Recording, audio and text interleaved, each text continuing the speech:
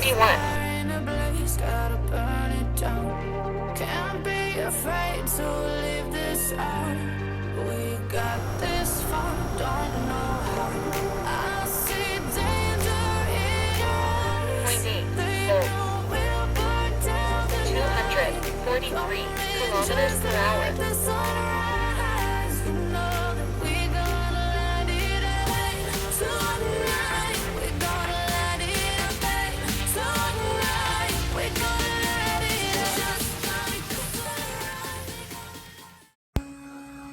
All right, today we're going to take a look at how I configured this head tracking camera. Here, I'll make it move right now, actually. So here it goes. It's following wherever I move this goggle. And then I'm going to turn it off. And then I've got the video transmitter back here with a cooling fan on it and a nice tall antenna. So we're going to take a look at how to configure this for yourself so that you can have this super cool experience just like I've got here. All right, let's see how this looks with the goggle.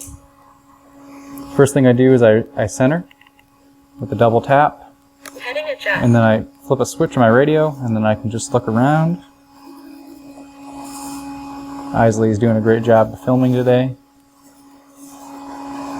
Then I've got this sight in front of me, and I got to look straight on for it to be aligned. And that helps with precision maneuvers and landing.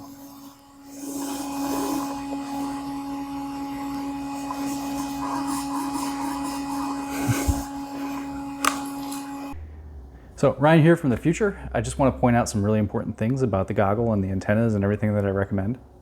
First of all, when you have head tracking on, I highly recommend getting your antennas on extensions, like I have here. It looks ridiculous, but no matter where I turn my head, these antennas are always getting a clear line of sight. My head is never blocking the signal. The next thing is, why do I bother flying HDZero when I could fly DJI or something else like that? So why do I fly HDZero? Well, it's the delay. I'm flying a sport jet, and it's a jet that flies over 100 miles per hour, and I'm flying really fast and low to the ground. So at 100 miles per hour, actually it'll go up to like 120. I did the math and it kind of scared me. So HDZero's delay is about 3 milliseconds. That puts me right around here. So I'm kind of flying from the trainer seat, even though the camera's in the main seat there. At 30 milliseconds, which is a pretty typical delay for something like DJI. Check this out. 4.5 feet is the delay. 4.5 feet. That puts me all the way back here. Right here. You tell me it's okay to fly a jet with this much mass and that much speed, all that inertia, with 4.5 foot. I mean, you're flying almost third person behind the plane. So everything that I do on this plane, a lot faster reaction, and that is a good thing for safety. Back to the video. So there's two ways to do head tracking with the HDZero goggle. The first way is going to be to use the head tracking jack.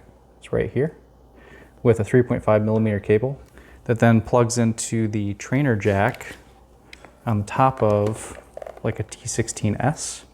So there's a 3.5 millimeter input right here, typically used for buddy box. You can plug it in, and then when I power up the goggle, it'll turn up as a trainer or like a secondary radio input. So that's what I'm going to go through here first. The other way we can do this is with Express ELRS Backpack. With that, I can do everything wirelessly.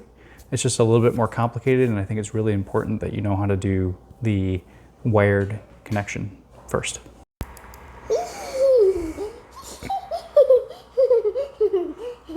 I'm sorry.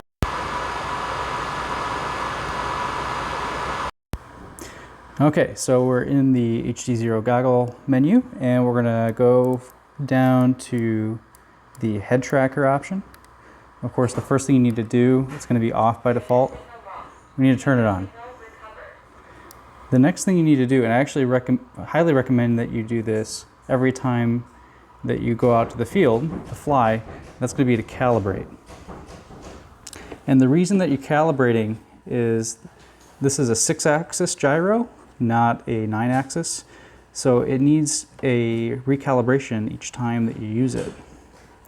But if you do recalibrate every time you use it, and you keep the goggle nice and level, it will work almost perfectly with no drift for the day, all right?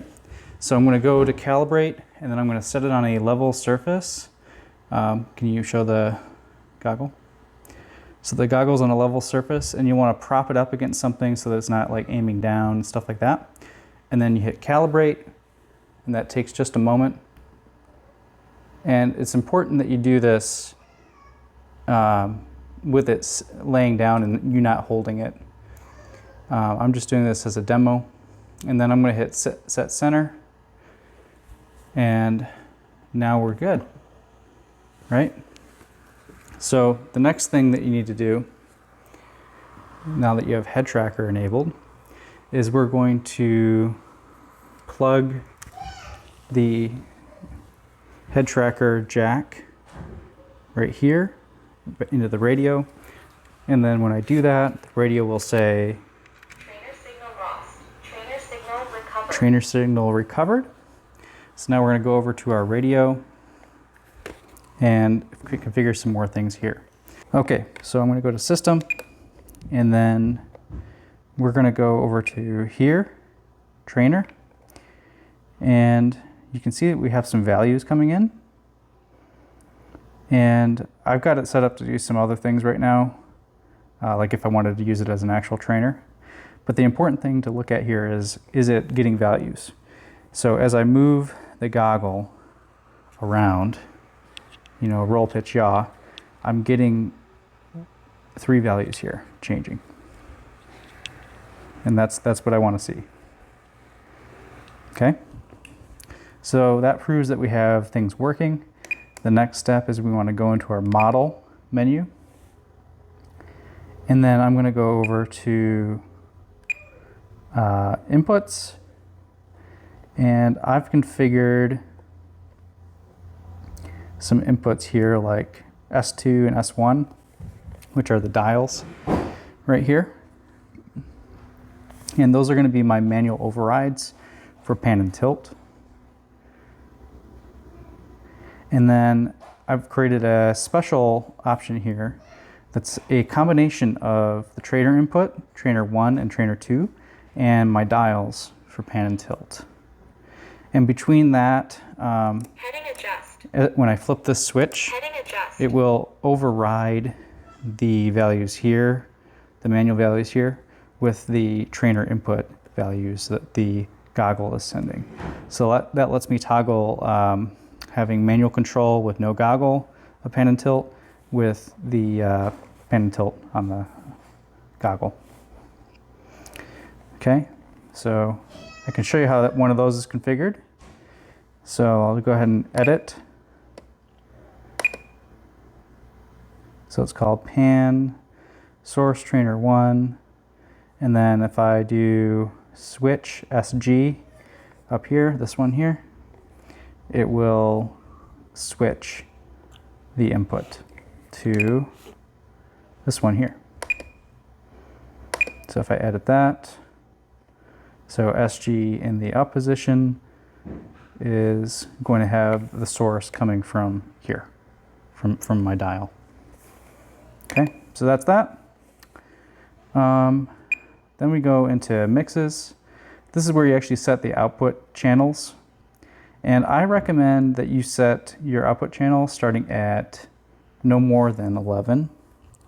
And I'll get into the reason for that later.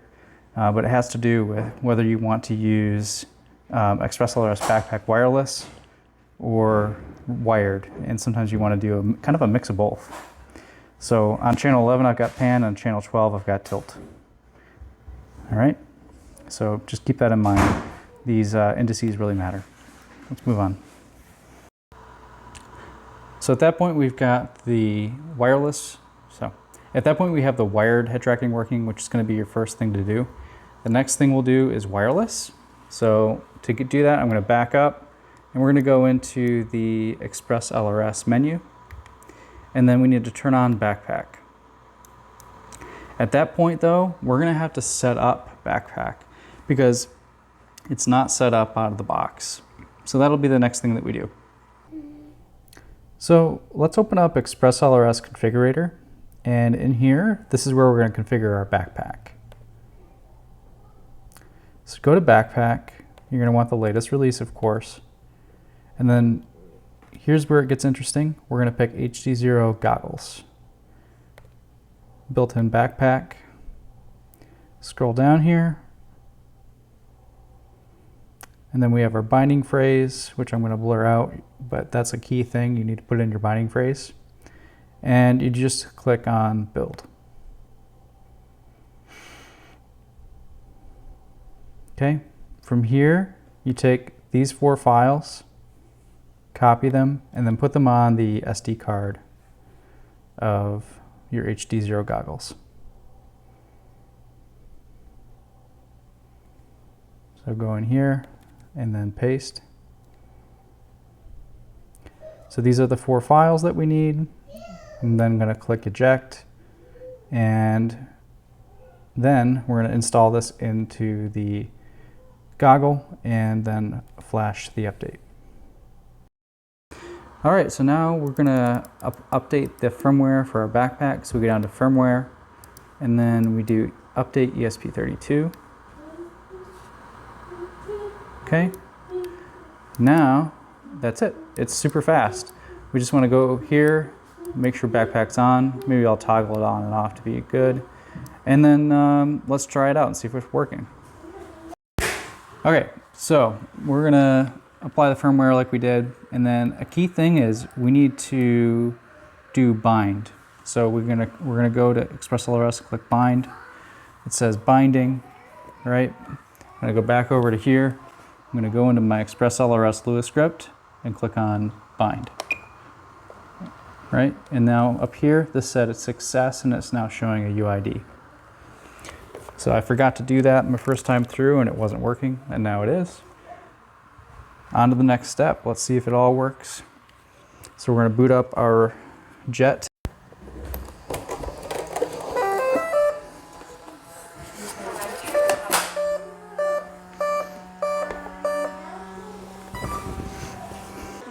All right. So now we're going to go back and connect to the video and then enable. Heading adjust.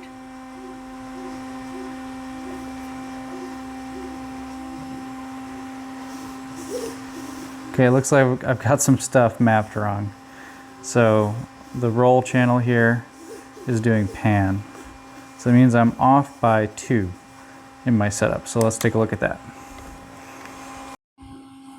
Okay, so we're in our Express LRS setup. We're gonna go to backpack. Of course, you're gonna have it on. And then this head track start channel is important. That's gonna be mapped to this switch here. So that's gonna turn it on and off. And then the next really important thing is what channel do I wanna start on? So I got it starting on aux 5, but that's off by 2. So we actually got to go up to aux 7. And the way this works is it's typically going to be the aux channel that it shows in Edge TX +4 or -4. So in this case, it's going to be aux 11 on Edge TX, but that is aux 7 in terms of Express LRS. So now that I've got that set, I'm going to try this again. I'm going to point it here. So I'm going to enable. Heading adjust. Oh yeah. So now when I turn, it's all correct. Up, down, left, right. So there's no head tracker cable. This is all just completely wireless now. And one problem with the full wireless is it does drop packets sometimes. And Heading adjust. that's not great. One great thing is every time that you enable the head tracker, it recenters. So if I look over here off to the side, I don't know if you're looking at me, and then I enable, it centers, and now I can look around from there. So one kind of cool hack that we could do is you want to look at the radio. If I set the head track start channel to like a channel I'm not using, so if I start at like aux 10, now I can connect my wired connection. So I'll connect that. And I'll go over here and I'm going to connect the wired connection here into head track. Trainer connected. Okay. So now that I've got a wired setup, I've got no delay, no drop packets, nothing like that, ultra smooth. Heading adjust. And now I've got the benefit of every time that I Heading adjust. enable this, it recenters. So Heading adjust. that's pretty cool.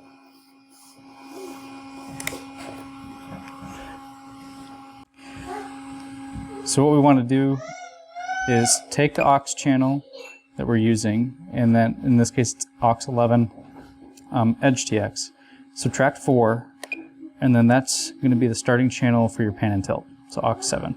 So again, now when I enable this, I disconnect my trainer cable here. You can go ahead and point it right there. Now when I enable this, we're going to be completely over wireless. Heading adjust. Up, down, left, right. It's pretty smooth most of the time. You can go back. And I think a key thing with all of this is if we go into our channel monitor, normally I'd have stuff showing up here. And here, I'll show you that actually. So if I go here, Signal recovered. and then I turn on the trainer. Heading adjust. So as I move, I've got it's showing up here in these values. This is with the trainer cable connected. Okay, now if I disconnect the trainer and we only do wireless, Signal lost. it's not going to show up here at all. Telemetry recovered. As I move through here, because it's internally bypassing the mixer and the Edge TX and sending it directly to the plane. So that's the thing that really tripped me up, is this view here is not going to show any of the wireless head tracking information. Okay, let's stop. So you made it to the end of the video. So I only covered how to set up the head tracking function. I didn't cover a lot of the little details about how I put this plane together and what gimbal I used, and the specifically this really cool red dot type sight. So if you want a tutorial video about how to set up a sport jet using iNav, let me know in the comments and maybe I'll put a video together. It does take a lot of work to make these videos, so I wanted to make sure I made a shortish video just covering the head tracking aspect. Have a good time, and I'll put a little bit of video of me flying this jet at the end here. Just like the street lights lit this town, like a fire in a blaze, gotta burn it down. Can't be afraid to leave this out. We got this far, don't know how. I see danger in your eyes. They know we'll burn down the night. Coming just like the sunrise. You know that we gonna let it end tonight. 2 hours. Gear up. Flaps up. Climbing out.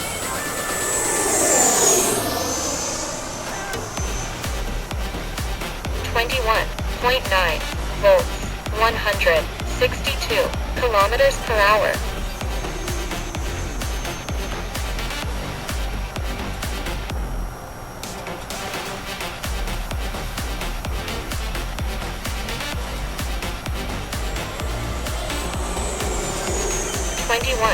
.9 volts, 162 minutes.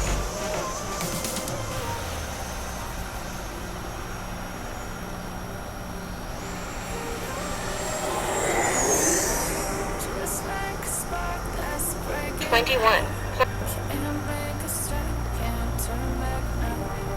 We know that there's no room for doubt. No, we Let's see what that can't we can turn go. back. 21.4 volts, 194 kilometers per hour. 130 knots. Just like the sunrise, you know that we're gonna light it up. Tonight, we're gonna light it up, babe. Tonight, 2 hours, 16 minutes.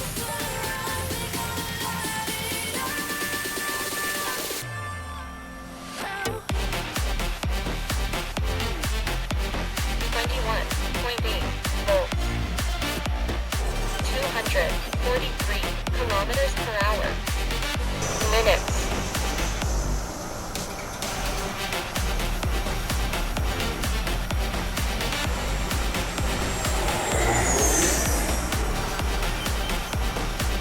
21.5 volts. 178 kilometers per hour.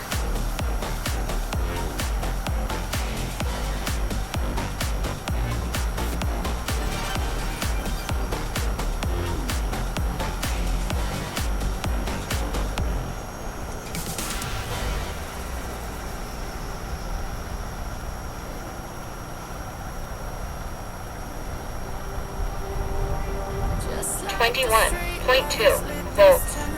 178 kilometers per hour. can't be afraid to leave this out. We got this far, don't know how. I see danger in us. They know we'll 21.1 volts. 178 kilometers per hour. 2 hours, 3 minutes.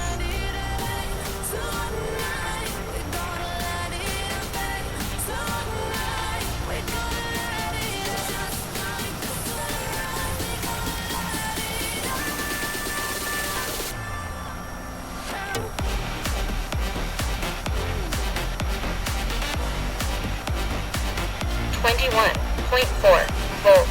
178 kilometers per hour. Telemetry lost. 21.2 volts. Telemetry recovered.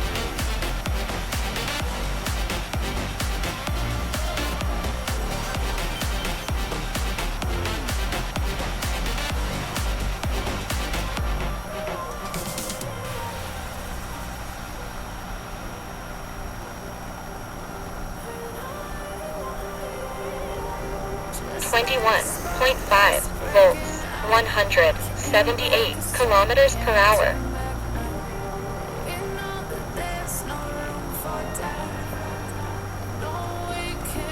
Gear down. Flaps down.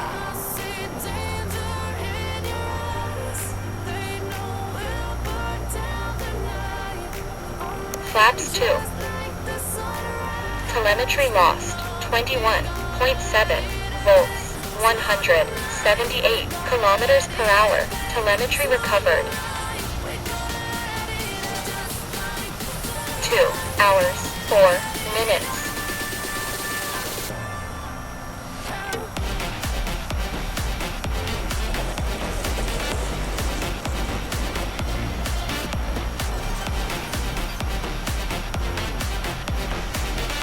21.5 volts. 178 kilometers per hour.